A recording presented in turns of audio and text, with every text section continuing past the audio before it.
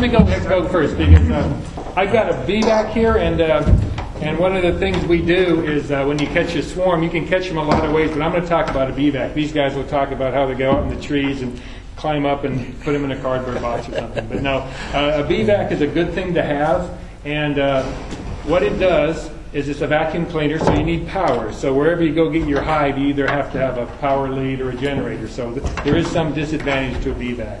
I haven't seen a good battery-operated one yet, but so you need power. But I collected a lot of hives. And what this does is it's a vacuum cleaner, and I'll show you, take it apart and show you where the bees end up. But you come up to your swarm, and the swarm may or may not have comb, depending on how long it's been in its swarmed area. If it's been there, and usually I can tell, and these guys could tell too, how long it's been there. If you have a couple, 3 or 4 pieces of comb, and you'll find them everywhere. And maybe I should talk about that. The most common ones I see is in irrigation boxes. That's a real easy one. Up under the eaves sometimes. In trees. Trees are fun, and we'll talk about that later, about the worst one I had, which was way up in a tree, and I dropped it all over everybody. So don't do that. Don't go there. But that'll happen too. But I've had good ones. I got out of a tree way up, and it came down perfectly, and I vacuumed through that. So you're going to find them everywhere. If there's just a bundle of bees in a tree, and the people call you, oh, you got to get it. Usually I tell them, well, just give it. Either if I need it, I'll run over and get it that day, but they'll only be there for a short period of time because they need a better spot than a tree limb. It's just not defensible. So they may be there 2 minutes, they may be there 10 minutes, usually not more than a couple days. So I have seen some that will build a nest in a tree, but that's pretty unusual. So what you got to do is and I did have a little presentation we won't show, but once you come up to wherever your swarm is, hopefully there's a couple little pieces of comb in there, and they started to pull some comb out. And so what you do is, if it's inside a junction box, and I tell everybody that, you see it in the irrigation box, and they're all flying out a little hole in the center. And when you flip it over, they're going to be on the bottom. So be careful when you pull the lid up, and you'll see all the comb hanging from it, and then you'll have lots of bees there. So that's the first thing to look for. And then when you do that, is usually you kind of turn it over gentle. You want to smoke them first. You guys smoke them up a little bit so that they're a little more gentle. Smoke them up. And then you turn it over carefully, and then this is usually when it's nice to have an assistant, perhaps a new beekeeper. I've had a couple new beekeepers I see out there who graduated when they found the queen, because when I take a new beekeeper, if they can find the queen, they immediately graduate to intermediate beekeeper. So when I take a beginner with me, if they can find the queen, they do pretty good. Both of them found the queens for me. So what you do is you carefully vacuum through and cut the comb off and just vacuum it and watch it. And usually you get your assistant to look at it and you vacuum it. And if you smoke them, they're just going to stay there. And when you find the queen, you carry one of these, which is a queen catcher. And so you can put her in there, and she can't get out of there. The other bees, worker bees and the attendant bees can swarm around her, but she can't get out. So then you know you've got your queen. So that's a really good thing to find your queen. You won't always find it. We did a tire removal that was hard to find, but Stu found the queen anyway, right on the ground, so that was good. But so you want to keep that. But so you vacuum off carefully. And the thing about a vacuum is you don't want to put too much vacuum pressure. So mine's got a modulating valve on here, so that a lot of suction comes in here, because you can kill the bees if you vacuum them up, and they'll overheat. So you want to vacuum and then quick turn it off. And then I do have a cap to put over the end so they don't get back out. And then I put a cap over the outlet, because then they'll sometimes come in there too. So you vacuum carefully, try to find your queen, and then you put them in the box, and then you take the comb with them, and then these guys will probably tell you what you do with the extra comb. But let me show you how a vacuum works on the inside. So you vacuum in this hose, they come in here, and we'll take it apart real quick. And this is just a vacuum head. You can build one of these. If you're handy, it's kind of a fun thing to do, because we're going to have a bee vacuum runoff one day, but everybody has a different design and idea. But I just cut that up, and that's the vacuum head. And that pulls a suction all the way around this cage. And so you see this is holding the cage in there. So when you get all the bees in there, you pull that hose carefully out and quick pull it up. Put your hand over the hole, and this will be full of bees. I mean full of bees. This isn't a very big cage. Some bee vacuums, you may need a little bit bigger than that. But this cage will hold, a couple, 3 pounds of bees, 4 pounds of bees. So you got them all in here. And then, of course, it's got a lid. Open the lid up. And I tell everybody, until you see you want the lid, but you pull the lid off, and there's going to be a whole beard of bees on here. I mean, a big long beard all the way here. So you take them over your hive, and just like this, one knock and they all come off. So people, you got to be firm but not too. You don't want to pound around bees, but you do want one firm one. So you knock them in there, and then you take your bin, and same thing on the hive, just one time like that. Oops, bee came out. Just like that. So this is a bee vac. Actually, I built this design, or stole this design off the internet, and I believe Bill Tall over at City Farmers has some of these. I built 2 of them for him that he rents. So if you find a swarm and want to rent one, you can do that. And a lot of the guys here have these bee vacs, so you can maybe find one. All right, that's mine on bee vacs. So I'm going to turn it over to Eric. All right. So I'm just going to clarify terminology a little bit. So a swarm typically is something that a hive spits out. It's like the hive getting too dense. It's too many bees. It's all packed. Everybody's like, we gotta need more room. So the queen will lay a few. They'll start with queen cells, maybe 5 or 7 queen cells. She'll lay an egg in each one. They'll raise them up, and then around day 15 or so, the first one hatches out, and she'll try to kill the rest of them. And so then you've got a princess sitting here, and you've got the old queen. So what happens is the princess goes out and mates and comes back, and then the old queen takes half the hive and takes off. So that's called a swarm. So this doesn't really have a hive attached to it. It's out in the tree somewhere, and they're looking for a home. They're like people on a bus, on a bench in a bus station. They're just like, they got their bags packed. They're looking around for a place to live, and they're kind of freaking out. They're not really that dangerous at that point. You can probably go up to them and check them out. Sometimes we spray a little bit of sugar water on them to make them coalesce and to start kind of getting busy cleaning each other off, so we can kind of occupy them. And you can take a bucket and go right up underneath the swarm that's hanging there and just give it a shake, and they'll plop in there. And you put, what I do is I put a burlap bag over here and then put a bungee cord around just so they can breathe, and take them back to the hive. And I'll tell you a poem that I've heard from old beekeepers.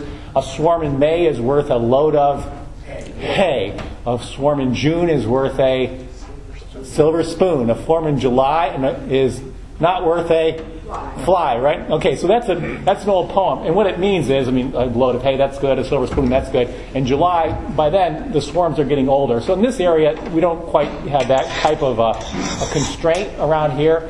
I've got 4 swarms in the last 3 weeks, 3 of them out of the same hive. How this hive is spinning out these swarms, I don't understand. Unless these queens aren't fertile, I'm just not sure. But anyway, so the important thing about a swarm also is keeping it alive, right? Making it happen, make it turn into a beehive. Well, what can you do to make a hive really happen?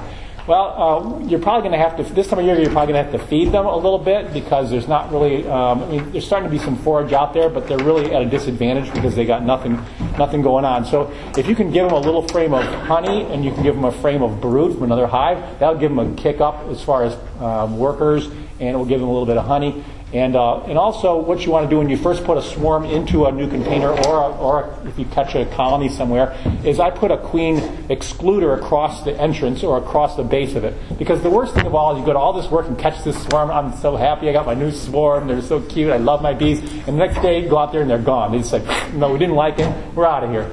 But if you let them sit there for at least 48 hours, put a queen excluder on there, by then they kind of calm down. So that, it's kind of the universal female archetype. This worker is all female. The queen is a female, and if she doesn't quite like the place, she's like, well, I'm not quite happy with it. I'm out of here. So she's just like, she's gone, right? So if you put a queen excluder across the front entrance, then she can't get out, and you'll see all the bees come dump out, and they'll be sitting on the front porch. We're waiting. And she can't come out. Well, we're all going back inside. So they'll go back inside, and you'll have them. Hopefully, if they calm down after a couple of days, she starts to lay eggs. She starts to, freshen the place up, and she's okay. And then she'll stay. So that's my story on swarms. And I'll hand it off to the next guy. All right.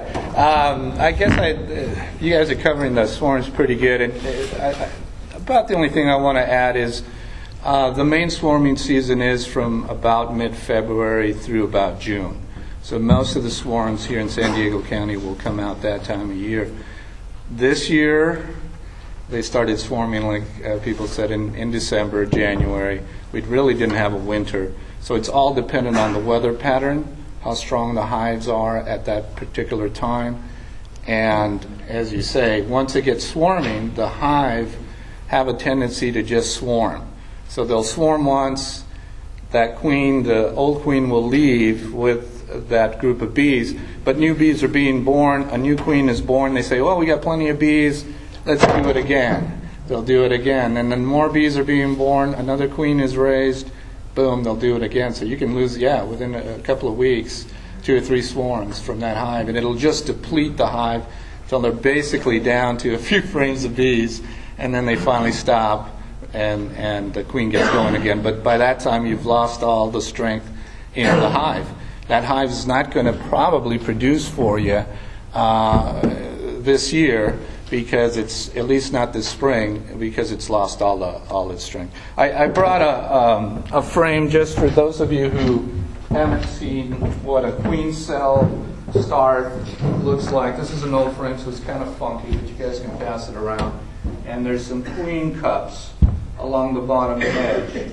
And those are normal, but if you start seeing something like this is a queen cell, then you know when you're checking your hive that they're getting ready to swarm, and you better start doing something. I think we were going to talk about not only swarms, but swarm prevention. Is that Good idea. Okay. So most of the time the bees will swarm because they feel the conditions are right. The weather's correct. There's food coming in. They've got enough food stored, or at least they think they have enough food stored. And usually it's because they're feeling a little crowded. So the important thing in the spring, if you're a hive, if some of you have started out and already have hives, is you want to give them plenty of room. This time of year, we start adding supers if the hive is looking very full. One of the other things, if you have a lot of brood and the queen's running out of room to lay, is to pull some of that brood out and put frames with empty combs or foundation in between, and move some of the brood up into the second box so that it kind of gives them more space. One of the things you'll notice when the hive is building up this time of year, if we get a rainstorm like we did, where they get confined for 3 or 4 days, then they'll almost always swarm right after that. They'll just feel like they're crowded, they're all back in the hive, boom, they want to get going. So the main thing is giving them space, making sure that the queen has plenty of room to lay, and if you can get them in that zone where they're just building up and not thinking about swarming, and get them past the springtime, usually they won't swarm. If you don't, and they get into that swarming behavior, they're just going to swarm and swarm and swarm, and they run out. I'm sorry, go ahead. Mark, you said you can move the couple brood frames from below up above. And Yeah. put some empty frames in there. Do you want to create a gap checkerboard, or do you want Yeah, to yeah. put everything together? No, once you get past the cooler part of the winter, you can start checkerboarding it. So the checkerboard means you have one brood comb that's built out full of brood, another empty comb, and then another full, and so on and so forth. So you want to give the queen a feel that she's got plenty of room. The bees can store food and pollen. They're not getting, because a lot of times what happens when everything's flowering right now, they're bringing a lot of food in, and they'll start packing it in even in the brood area. And so you get that kind of, the queen gets kind of, honey bound and pollen bound. There's not enough space in there for her to lay. So you want to give that. You don't want to do it when it's cold weather, though. See, at that time of the year, you just want to add it on the outside if you're trying to give them some more room, because you want to keep that brood all together so they can keep it warm. Yeah. Any other question? Yeah. So the same would go for a top bar. You kind of spread it out and put empty bars. Yeah. You're going to do the same thing. So you're going to put some empty bars. Though, talking to the guys that are using those more often, they tend to do it on more towards the sides. So they try to keep the brood a little bit less checkered. So they might do like solid and then one with a space and then the brood open, because you're basically, you're just making a big huge gap. Whereas when you're putting a frame in there, it usually either has a honeycomb or some foundation, which they can build out very quickly. And with the top bar hive, if you're just putting the top bar with nothing on it, then it's a big gap. They'll build it in, but you kind of give them a little too space, so you probably don't want to checkerboard that too much. Okay, I'm sorry. Yeah, I added the second brood box and started checkerboarding. I got 4 frames checkerboarded. Okay. Prior to that, though, I had a honey super on top. Okay. And had 3 very nice frames of drawn-out capped honey. Okay. I just simply moved that on top of the second brood box. Sure. Now, will the bees just ignore that honey super now and strictly work on the second brood box, or will they travel and continue to store in the honey super? Mostly they'll work on the second brood box, yeah. The tendency is for them to work their way up. And so when you do that, yeah, if you left it on the top, they'll kind of ignore it for a little bit. What I usually do, was it a honey super that's the same size, or is it a medium? No, it's a medium. Okay. Yeah. A lot of times if it's the same size, I'll just move the honey down and put it at the edges of the brood boxes. But in this case, yeah, just leave it on top. And they'll get to it once they get up that far. Hopefully, this year all pets are off, folks, because it's a very, very dry year. So depending on your location, you might have a very good year, or some of us are not going to do very well because it's very dry in the backcountry. Sorry, go ahead. Oh, I just, so I need to keep an eye on it so that they do actually lay brood there. I put a queen excluder on top of the second brood box. On top of the second brood box, yeah. And then just keep an eye on it so that they don't get that honey bound before they're able to lay enough brood in there. Yeah. I mean, if you've done that, usually I say go back in a couple of weeks and just see how it's looking. And then if it looks fine, just let them work their way up. If you've got a super up there and there's only a few frames of honey, they'll work their way in there. And that'll give them that space to hopefully store some honey for you this year. Right. Okay. Yeah, you're a guy behind you. Yeah, go ahead. How often would you recommend inspecting your hive? I usually recommend that you do it this time of year about every 2 weeks. That doesn't mean you have to go through the whole hive and break it all apart and do that. What that means is you're going to check to see if you made any changes, what happened with the bees with the changes you made. In other words, in this case, he checkerboarded. He wants to check a few of those frames to see is she laying? Are they filling it in? Are they working correctly? Did it stop them from working now? Maybe you did something. Is the queen still there? That kind of thing.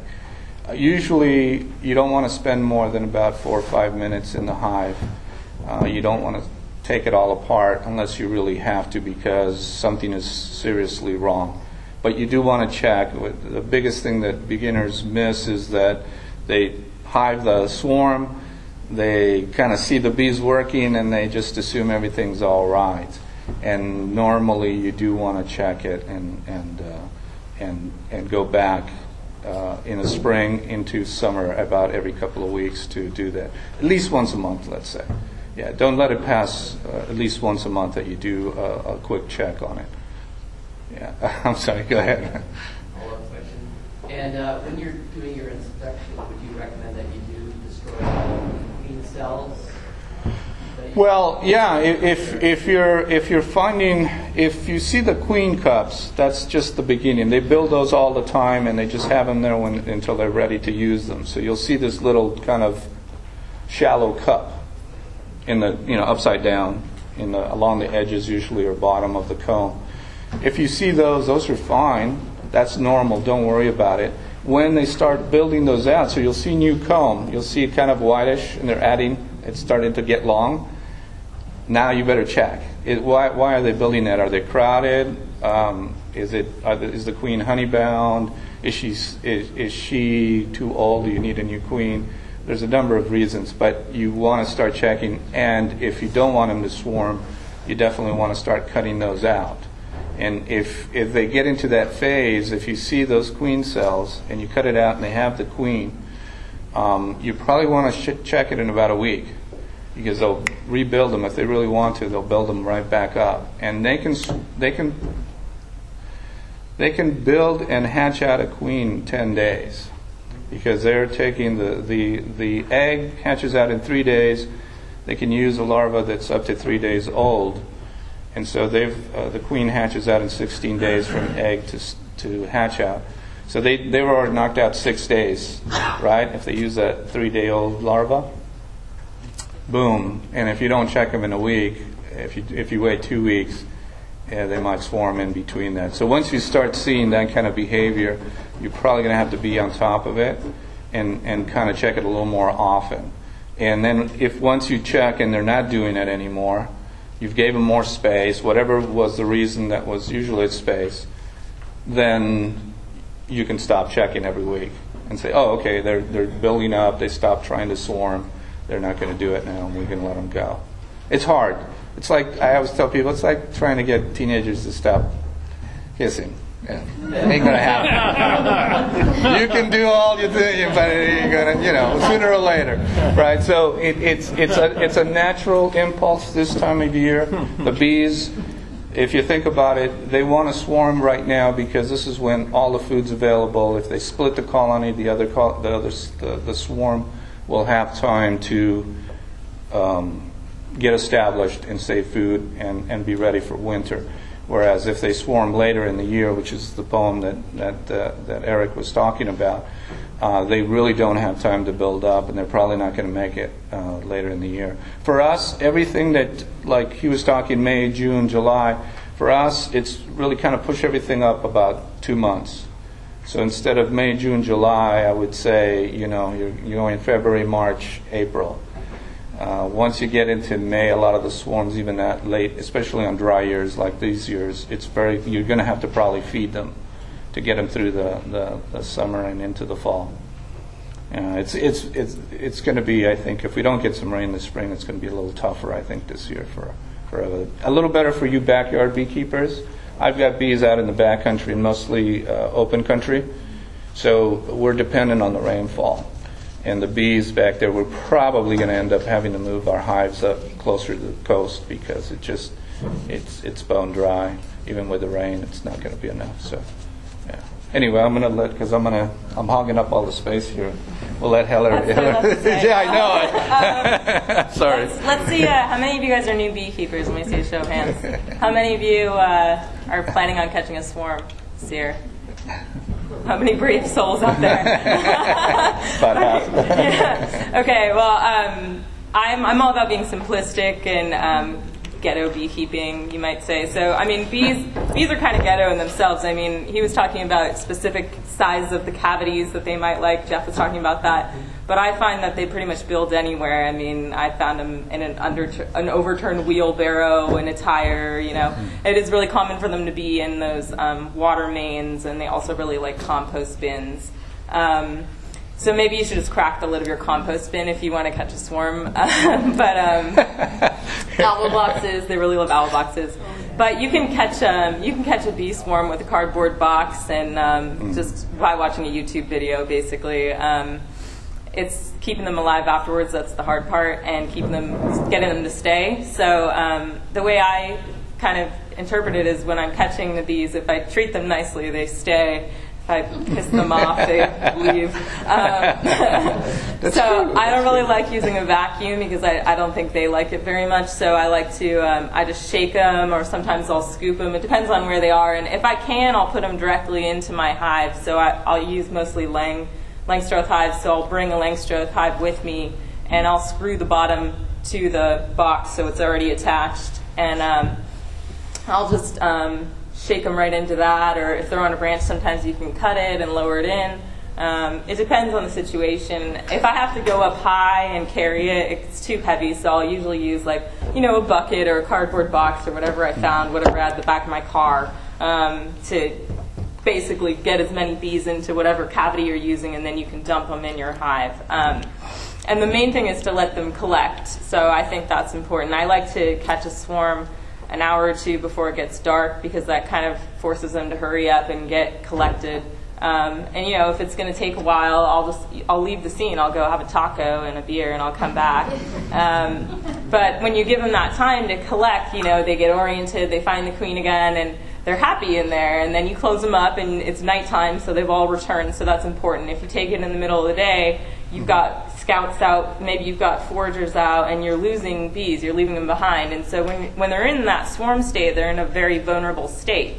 It's kind of like, if you just left your house and packed one bag of clothes and went out into the world with nothing, and that's kind of what they're doing. So, they're packed their bag, their honey guts are full of honey, hopefully, but they got nothing else. So on that note, anything you can give them really helps. And if you're having trouble, if you've caught a swarm before and it's left the next day, maybe you're just being too rough with them. Maybe it's just that the bees and you aren't going to be friends. I don't know. But one thing that works is if you have a frame of empty comb like Mark was passing around, if you have something like that, or if you can get one from a beekeeper, or even better, if you can get one that has honey or eggs in it, especially eggs, already, if you have a hive, and you put that in whatever box or whatever length or hive, whatever you're using to catch your swarm, and that almost always will get them to stay.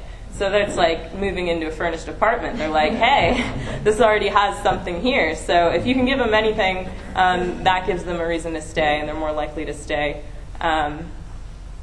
When you're catching the swarm, you want to watch for certain things to make sure you get the queen. So when you see that ball, you can assume that there's going to be a queen somewhere in the middle, because the reason they form that ball is to keep her warm and to protect her, so they're regulating the temperature in there.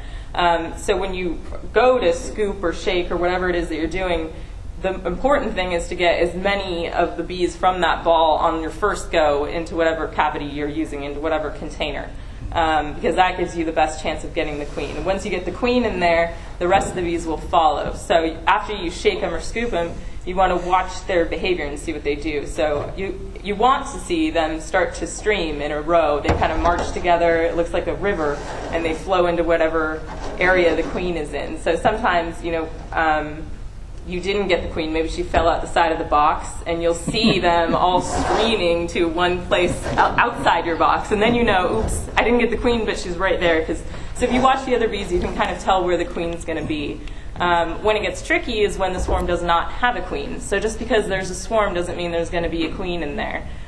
These bees have been packing around town. You don't know how many places they've been. You don't know what happened. They might not have a queen, but they still behave relatively the same. What I see when they don't have a queen is after you shake them, they're just really confused. They don't quite ball up as fast, and maybe they'll form multiple balls around. So that's kind of a sign to me when I see that, they don't have a queen. It doesn't mean you can't still get those bees, but it just makes it a lot harder. And then you know that when you get home that you're going to have to give them a queen. So Mark was saying that's one of the biggest mistakes new beekeepers make when they're catching a swarm is they catch them and they just leave them alone and they don't check them, and they see traffic going in and out of their hive and they think we're good. But traffic doesn't necessarily mean you have a queen. So I usually tell people after a week, maybe 2, you want to definitely go in there and peek in and see if you can see any comb, and look for eggs. You don't have to find the queen if you see the eggs, because that's just as good as finding her. So it's really important to double check on that, make sure you got your queen. I was reading, I built a swarm trap, something like a big nuke, and I'm wondering if you could take a frame of brood and honey and put like one in the area and set it out as a swarm trap. Well, you could, but whatever brood you took would probably die. I mean, unless it got a swarm real quick. Yeah. So I probably wouldn't do that. And whatever honey you put would just get robbed out by other bees, not necessarily yours, maybe just feral bees in the area. So for swarm traps, I think there's lots of different things you can do. And you go on the internet, people say like lemon pledge and all sorts of crazy stuff. But I think beeswax is the best thing. Like, for example, I had a garbage bag full of frames that someone gave me. It still had comb in some of it, and it wasn't even stacked nicely. I mean, it was literally a huge garbage bag, and I just threw it in my side yard because I was lazy and I didn't want to deal with it yet. And I tore a little hole when I moved it back there, and the other week I went back and a swarm had moved in to the garbage bag and was going in and out of the hole as an entrance. So, you just never know. Go ahead. So I have about 3 nukes that I got around my area because I was trying to catch a swarm. And of course they didn't, and I also had some pile of hives, stacks of hives. They didn't go into the nuke, they went into my stack of hives because somehow they got in there. So now I have a new beehive but I'm gonna have to move it because I don't want it on my back porch with the other boxes.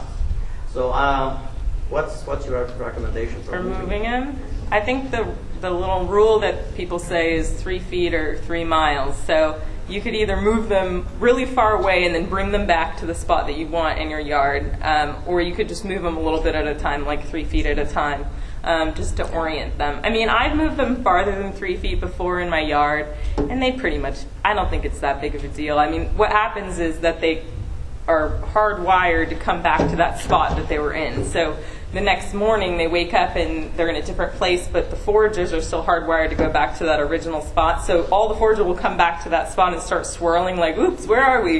And then they eventually figure it out, but it just takes them a day or two sometimes. Have you ever tried holding them in there, like putting some steel wool in the entrance, and then keeping them in there for 24 hours, and moving the box to another spot, and then piling brush? And for this is what I've been told by some other guys, this is what I do, like I pile brush around the entrance.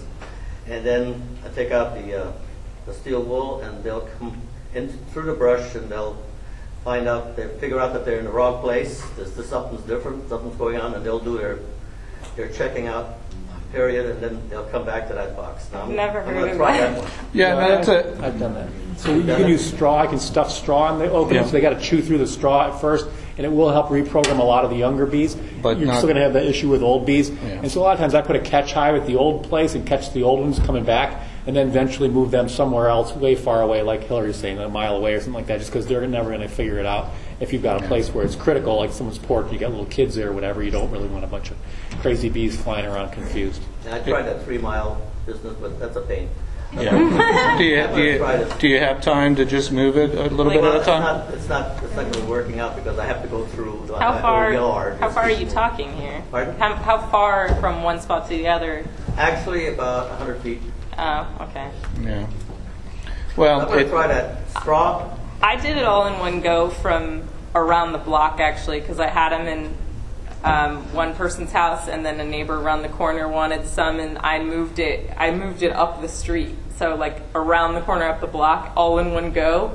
And they came back to their original spot and swirled for like a day, and then they figured it out. So yeah, so I didn't actually, I mean, it worked that time. You never can tell with bees. That's what Yeah. Winnie the Pooh says. it's one of the things that, you might want to try it and see if it works. If it doesn't work, you just move the hive back, right? Right. Well, It's just, I'll put a nuke in the old spot. Yeah. See if they go back in. Yeah, that's Hillary, can you excellent. talk about our website and how they can find swarms and stuff like that? Because you're still doing that, right? About our website? Yeah. I'm not running it. I don't know how that rumor got started. You're not. I'm not even on. My name's not even on the list. I emailed you guys and I was like, "Can I be on the swarm list?" And I'm not even on it. But for a while, I was posting. You were I do posting, sometimes post Daniel knows who's on doing the swarms message now? boards. Our website has a list of beekeepers, so we'd be happy to go. No, but there was a list that said There's a swarm check list. swarm list. That's our website. That's still there? Who's running Yeah. that, do you think? I- Oh, you are. Daniel is, okay. And I think Hillary is in there, and most of the guys are. I'm not on it. Well, there's two. There's the meetup site, and then there's the There is no other SDBS. site that I know. There is, The yeah. confusion is, I think Hillary used to bring people's that we probably posted on our meetups. The discussion board, yeah. Yeah, discussion there's a board. forum board, and I would post. There was a thread where I would post a lot, like someone's got a swarm. We're Yeah. still doing that, though, or are we? If I have something Yeah, what and is they that? don't, and I can't do it, Yeah, then what I is put it that? up there. And it's open for anybody to post on our Yeah. meetup site. If you So join if it. you know a neighbor that needs help, you could post it. Anybody can do it.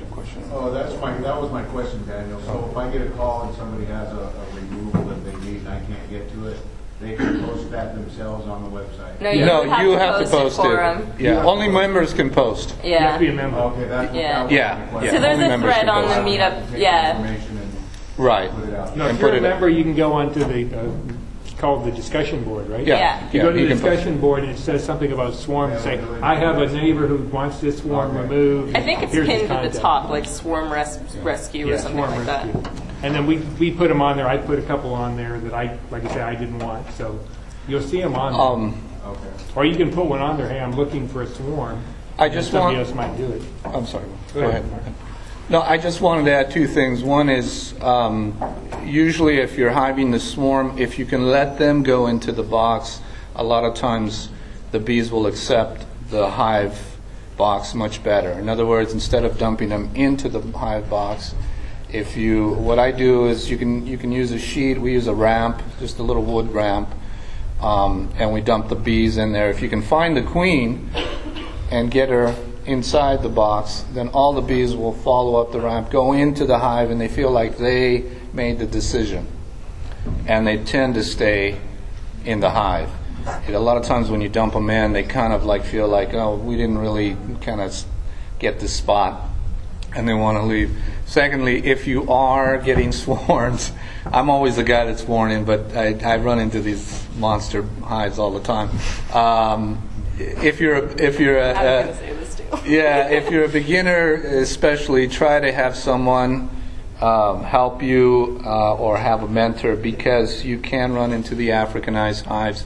The swarms are all gentle, very hard to tell when you're picking one up.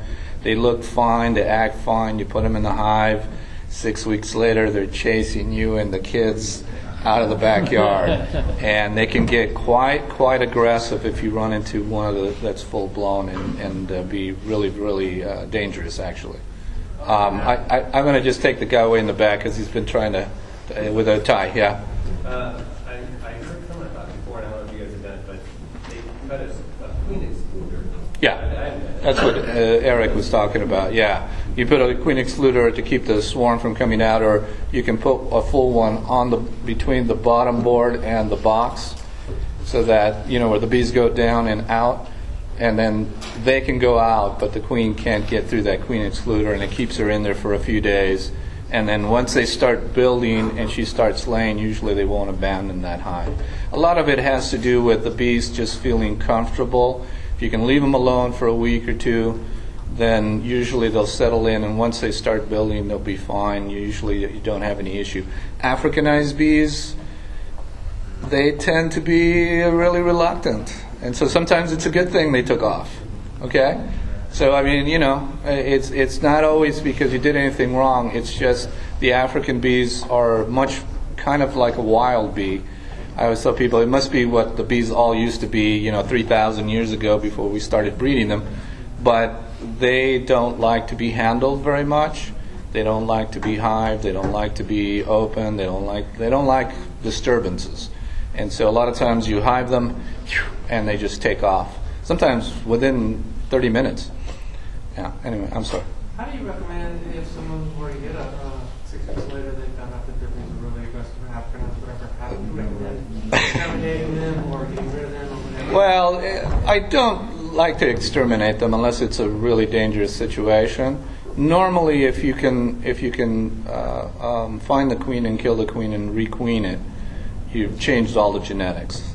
So it does take a while. So yeah, if you have an issue where it is a dangerous situation, you can use the vacuum, except you don't use the full power. You use full power, and you don't put the cage in there. You just fill it with soapy water, and you just yeah.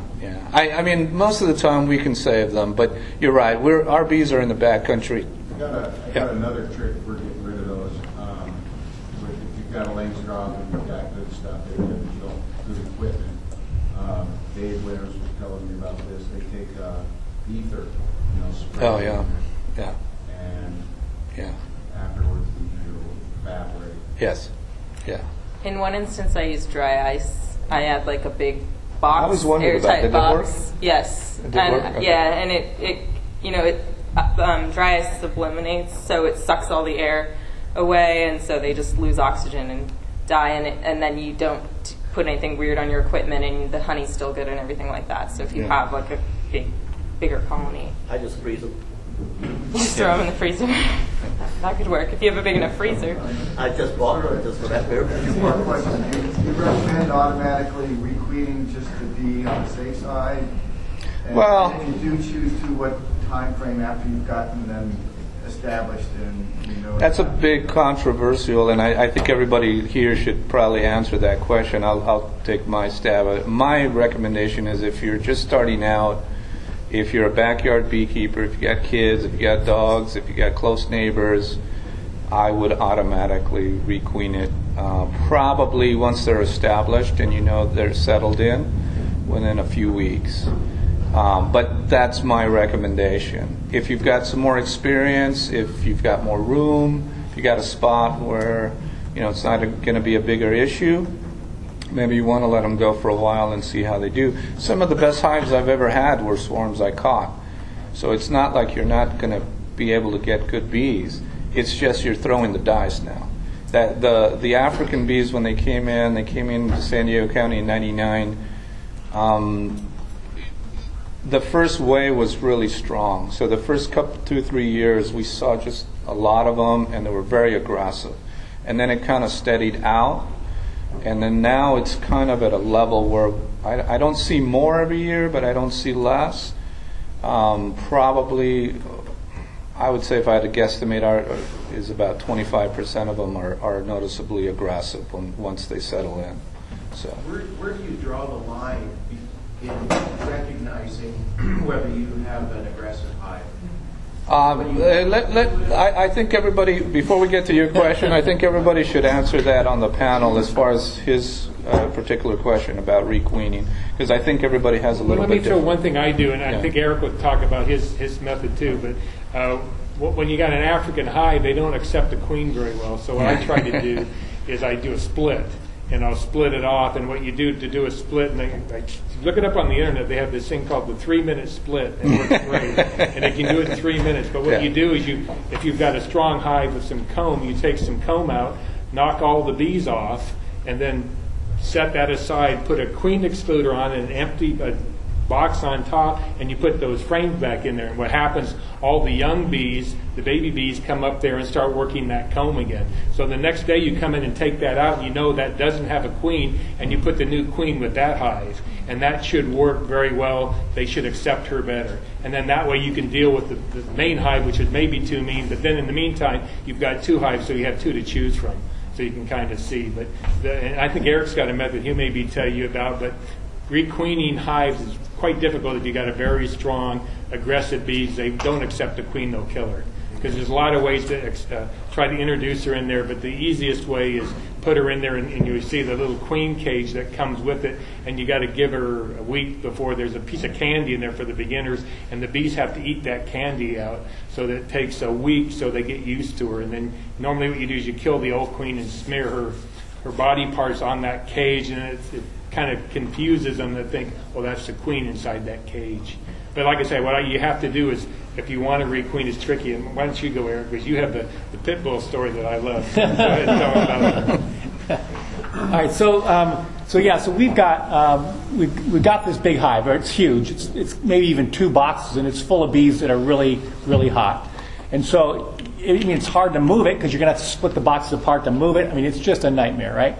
So what I've always thought the best thing to do is to, like Mark's talking about, split it. So split it into 2 hives, put it in 2 locations, and if you take a hive away from a location and put it 20 feet away and leave a catch hive here, all the old bees are going to come back to the catch hive, and the young bees will stay and they'll figure out the new location and they'll start using this one. So this probably got the queen in it, and it's got the young bees. So you can go through there, and if you can find the queen, you can kill her, and then you've got to requeen young bees. So this is like my story. If you had say you had a bunch of baby wolves and you gave them to a mother poodle, well, they don't care who they're nursing off of. They'll nurse off anybody because they're little babies and they're starving. But if you had a bunch of adult wolves and you gave them a poodle for a new, alpha wolf, they're going to say, yeah, like maybe tomorrow they're going to eat that wolf for lunch, right? I mean, they're going to eat that poodle for lunch. So what I'm saying is that you can't requeen old bees, but you can requeen young bees. And so if they're Africanized. You can requeen anybody. If they're nice bees, you can requeen them. It just takes like 3 days to introduce a new queen, so that's not a problem. But we're talking about bees you don't know, or they perhaps are Africanized and you do know they're Africanized. So we've had good luck with that. But then again, if you're going to do that, you're going to have to feed them, because bees around here in the wintertime, they just keep on making babies and they think everything's great. It's summertime. even the sun is shining, it's not snowing, and what they do is they starve out. And all the bees I requeened last year, I didn't feed them, they all starved, and they all died. So I mean, last year was bad though. Yeah, if you're going to Especially requeen, bad. you're going to have to feed, starting September until now, February or March. Mine are coming back with plenty of pollen. Yeah, it's good this year. Just had that rain. Yep. Go ahead. Now, I hear you guys talking a lot about a particular type of hive, but what about the top bar hives? Can I talk about, can I say my 2 cents on requeening Yeah, feral swarms Yeah, before we do more? So right now, all of my bees are actually feral, and I bought some bees, I requeened some bees last year, and just like they said, they all died before winter even started. So yes, last year was a bad year, but I'm also seeing a trend that feral bees live, and bees that are bred are not living.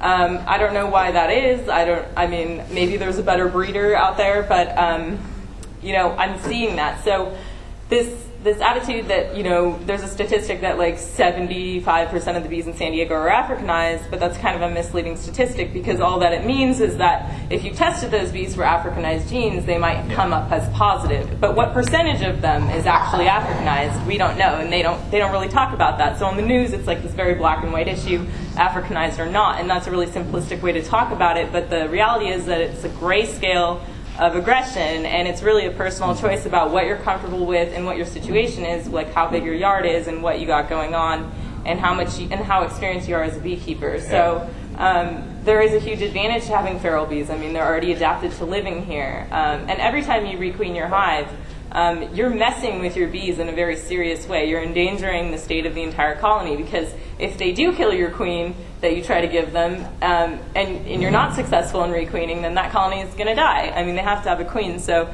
you have to realize that every time you do requeen, you are risking your hive. So just know that. It's not something to do lightly. I mean, you're endangering the whole colony. But there's nothing wrong with doing it, and it is a personal choice, but I just think people don't really understand that because it's talked about so lightly.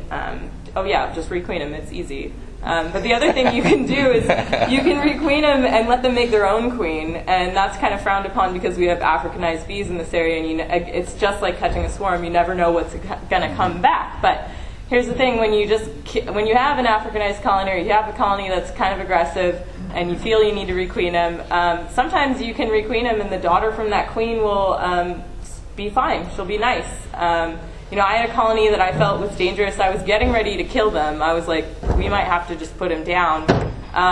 And they swarmed out really quick. It was like I caught a swarm 3 weeks. For 3 weeks, they were perfectly nice. At the end of 3 weeks, they suddenly turned aggressive. I went, uh-oh, I might have to, I moved them out of where they were because I was worried about their location. And before I could make the decision about killing them or not, they swarmed again. And so that's something that's common with Africanized bees, is that they swarm quickly. But I decided to just let it sit and wait and see what their new queen was like, and she's perfectly fine. She's totally cool. And they're making a lot of honey, and they're doing really well. So you got to consider the genetics. I mean, this is Darwinism right here. This is the survival of the species. These animals have survived. And when you just kill them and wipe out all of the genetics, you're losing all the benefits of those genetics, and replacing it with something totally man-controlled. But if you kill the queen and you give her a chance to be nicer, sometimes that can work. So if you have the space and if you have the opportunity to do that, that's something you could think about doing. Yeah. So the issue is for the backyard beekeeper is mostly. What is the situation in your backyard? How close are you to your neighbors? Do you have kids, small kids? Do you have dogs? That kind of thing. Because that's going to be the danger point for you. And let me give the nightmare story, which is we had a beekeeper guy we know, and he had a hive in his backyard. It got hot. It killed the neighbor's dogs who were in a pen. And so, I mean, it's a real live danger. And we've had a couple, just in the last week, we've had a couple of deaths here locally. People that got stung to death. So it's not to be not to be done lightly. You really need to take some responsibility. Yeah. Maybe can you guys talk about? I think Africanized bees. There's always I think you started to talk about it, Hillary. That there's Africanized bees and there's non-Africanized bees. And then there's everything in between. About being hot, but it's almost like a stove. Really, is it medium warm? Is it medium, or is it? low, and isn't that kind of the way it works? Well, everybody said it, I'll throw that in. A lot of it's what you can handle. So if you can handle the bees and you're comfortable with them and they're not bothering your neighbors, then that's not that hot a hive for you. But if you get in there and, like I say, the way, and I think Don was showing you, and they're hitting your head like this at this rate, that's pretty hot. I mean, if you get one or two hitting you, because they'll come over and start hitting you on the helmet, that's pretty hot. But if you can handle them, you're out in the middle of somewhere, then you could perhaps keep them. And it also matters, what time of day it is. Is it raining? Yeah. Just those bees may be in a bad mood that day. I mean, there's things that can go bad. They do have mood swings. Give them a couple of chances. I made if anyone wants it, you can email me girlnextdoorhoney@gmail.com. But I made an Africanized bee flowchart. Just kind of questions to ask yourself when you go into your hive. So it's like, when you approach your hive, what do your bees do? Before you even touch it, do they come at you? Because then, they're probably Africanized. And then when you pull the lid off, what happens? Do they all fly out at you, or do they just kind of fly around, or do they just sit there like, hi?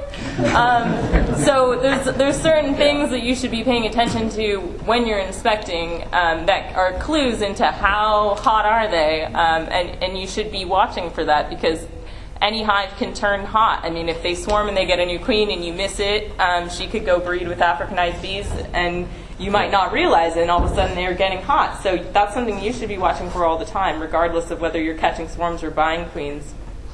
Yeah. What is it's girlnextdoorhoney@gmail.com if you want me to email. The other thing, and we talk about this, is when you open your bees, and like Hillary says, a lot of people say, I open mine just before dark. So they're calmer then. If you open them in the middle of the summer and 12 noon when your neighbor's having a picnic next door, you're going to be in trouble. Your neighbor's going to get stung around. So you got to be careful when you open them. And like I say, as a backyard beekeeper, you can do that. If you're a commercial guy, maybe you don't have that option, but if you're in your backyard, try to pick the right time. And think of numbers too. Every frame is 2,000 bees. So you got 10 frames. You got 20,000 bees, right? You got 40,000 bees. And so if you got a little swarm, you got a few guards, no big deal. But if every 10th bee is a guard, and you've got a stack of 40,000 bees, you got a lot of guard bees there. I mean, there's just 800 stings will kill an adult man. It's not that many bees, really. When it comes right down to it, that's just a part of one frame. If they get access to you. So you've really got to be careful, and you got to, obviously it's like having a loaded gun around. You got to be careful. How many feet do you want from a dog kennel or from a neighbor? What would you say? If they're Africanized, half mile. Yeah, I was going to say as far as you can get. A dog knows enough to run away, but if he's in a kennel, he can't get away, and that's it. We had manatee, we had horses, like 2 or 3 horses. I mean, can you imagine how many bees it took to kill? It killed 3 horses. I mean, this tree was full of bees, and they just got.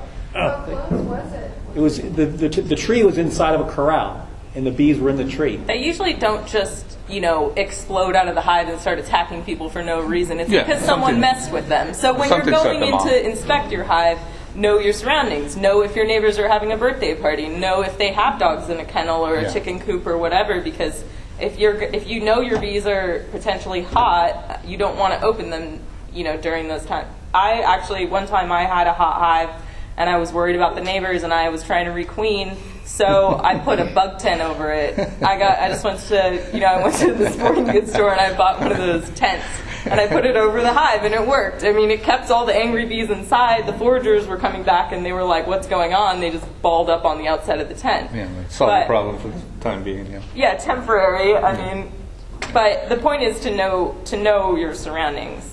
And like Mark says too, once you go in the brood box, if you pull all the frames out of the brood box, and Eric said the same thing, you're going to have a lot more bees. If you're just messing with bees and you seek eggs, don't go any further. Just pull the honey supers off, maybe sling the honey out. You don't have to go through the hive box every time, because once you do, you're going to have a lot of angry bees. Even good, gentle bees, once you open that brood box, pull every frame out, they're going to be excited. Yeah. A lot of it is how you handle it, and that just comes with experience, obviously. For the beginners, it's just something you have to learn over time. What I've seen is people that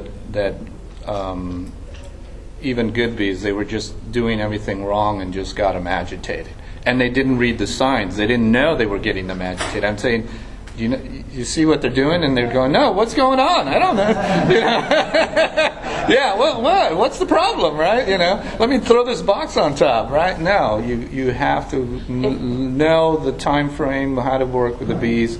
Sometimes, especially if you're a backyard beekeeper, I started when I was about 9, and I was a hobbyist for most of my life.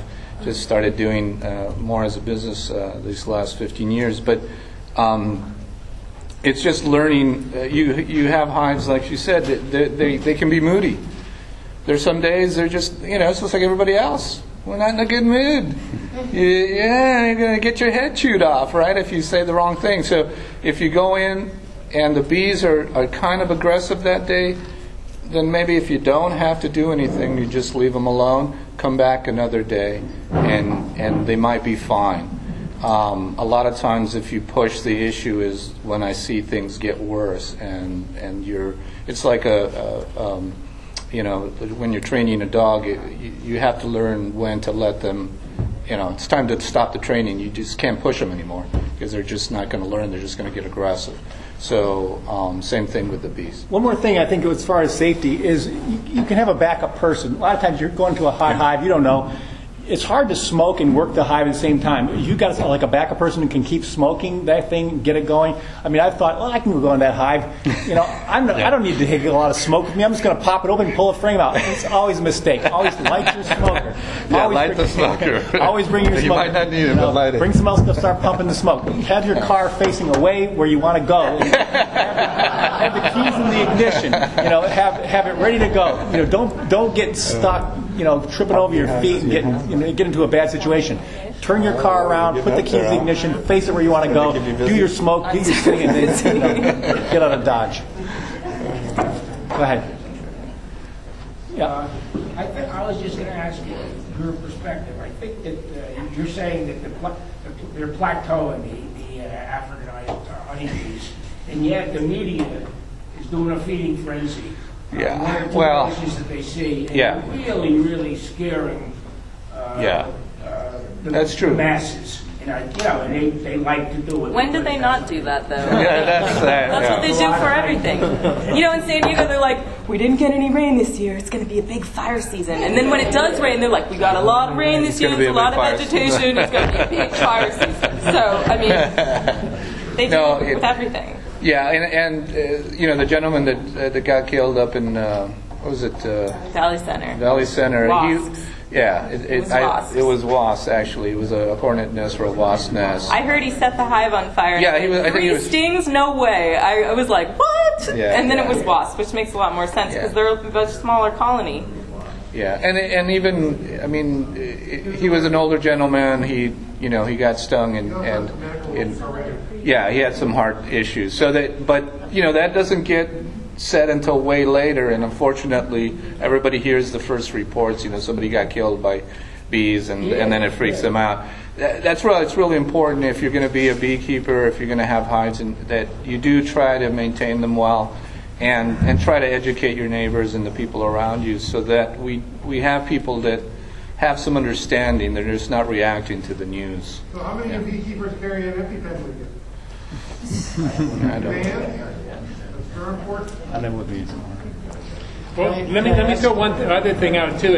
At the end of our presentation, this meeting, we always have times to get together and stuff like that. Look for mentors. Look for somebody. Hey, where do you live? Can you help me? And that really helps. I've helped a lot of people, including people that maybe got turned off because when first time they saw a big beehive open up, he says, "Wow, I can't believe it." Well, that's not a bad one yet. But sometimes you can just maybe do a ride-along and say that,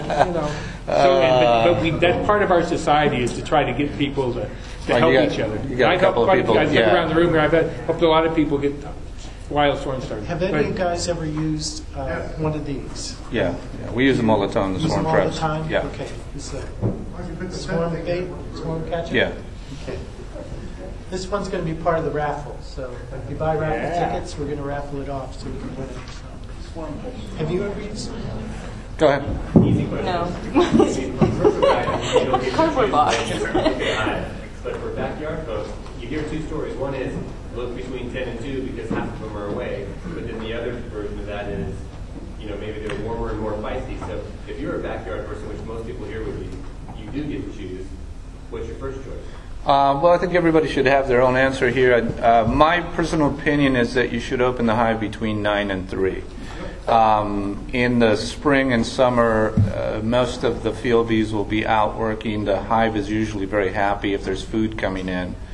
And it's very easy to inspect the hive. It's warm, the brood's not going to chill, that kind of thing. The problem with doing it at the end of the day is that all the field bees are back, and they're the older bees, the ones that are more prone to sting.